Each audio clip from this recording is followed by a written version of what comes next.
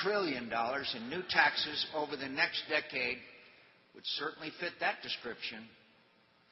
Of course, they'd like you to think that only the very wealthy will pay more in taxes, but the reality is quite different. Under my opponents' various tax plans, Americans of every background would see their taxes rise. Seniors, parents, small business owners, and just about everyone who has even a modest investment in the market. All these tax increases are under the fine print of the slogan, hope. They're going to raise your taxes by thousands of dollars a year, and they have the audacity to hope you don't mind. They and others argue that the tax increase is necessary in part to finance Social Security and Medicare.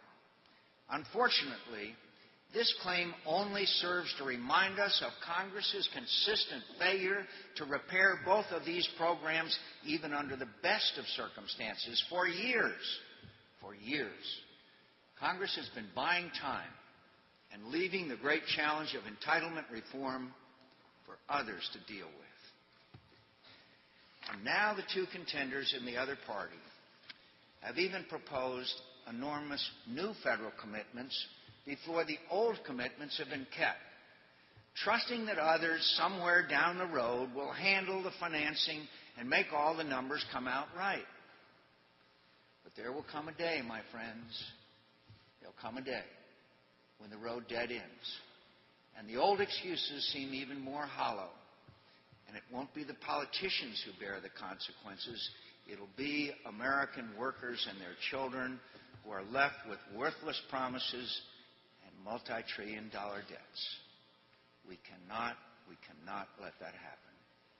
And you have my pledge as president. I will work with every member of Congress, Republican, Democrat, and Independent, who shares my commitment to reforming and protecting Medicare and Social Security. You have my commitment.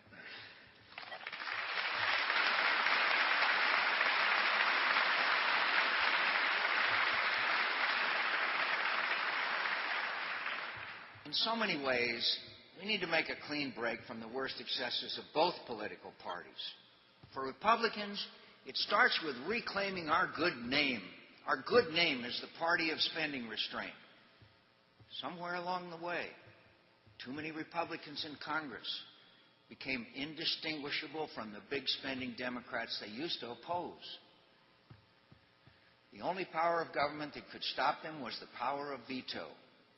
The power of veto, and it was rarely used. If that authority is entrusted to me, I'll use the veto as needed, and as our founding fathers intended, I will veto every bill with earmarks until the Congress stops sending bills with earmarks on them. I will keep vetoing them, and I will make them famous, and you will know their names.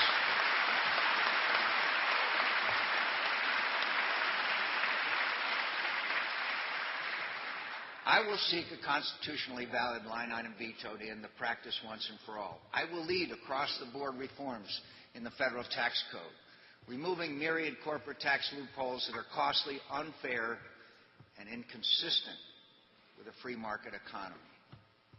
As president, I will also order a prompt and thorough review of the budgets of every federal program, department, and agency. While that top-to-bottom review is underway, we will institute a one-year pause in discretionary spending increases with the necessary exemption of military spending and veterans' benefits. Discretionary spending is a term people throw around a lot in Washington, while actual discretion is seldom exercised. Instead, every program comes with a built-in assumption that it should go on forever and its budget increase forever.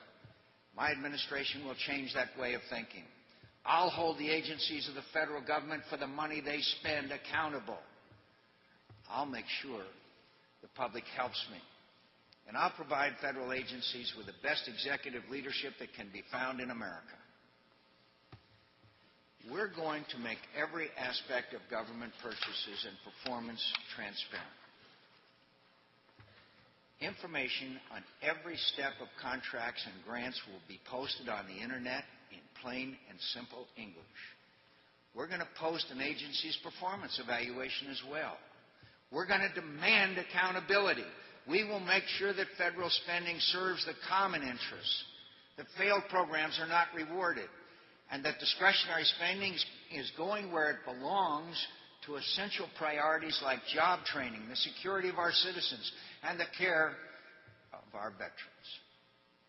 In my administration, there will be no more subsidies for special pleaders, no more corporate welfare, no more throwing around billions of dollars of the people's money on pet projects while the people themselves are struggling to afford their homes, groceries, and gas.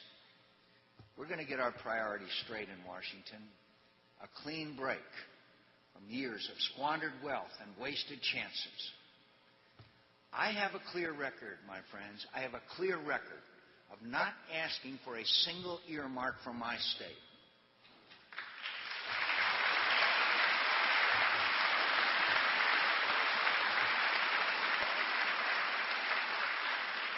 And my state's doing pretty well.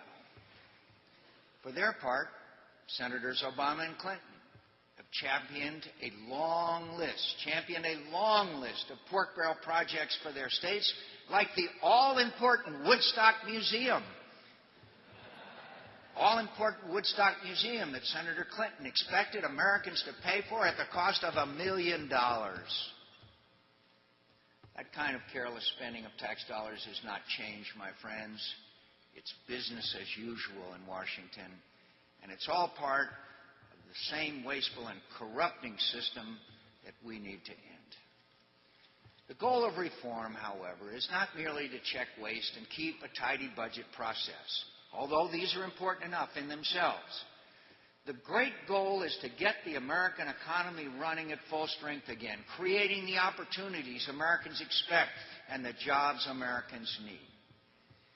And one very direct way to achieve that is by taking the savings from earmark, program review, and other budget reforms, which is on the order of $100 billion annually, and use those savings to lower the business income tax for every employer that pays it.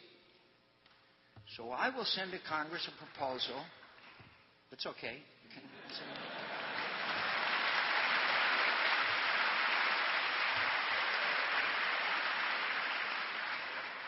So I will send to Congress a proposal to cut the taxes these employers pay from a rate of 35 to 25%. As it is, we have the second highest tax on business in the industrialized world. High tax rates drive businesses and jobs overseas. And of course our foreign competitors wouldn't mind if we kept it that way. But if I'm elected president, we're going to get rid of that drag on growth and job creation and help American workers compete with any company in the world. I will also send to the Congress a middle-class tax cut, a complete phase-out of the alternative minimum tax to save more than 25 million middle-class families more than $2,000 every single year.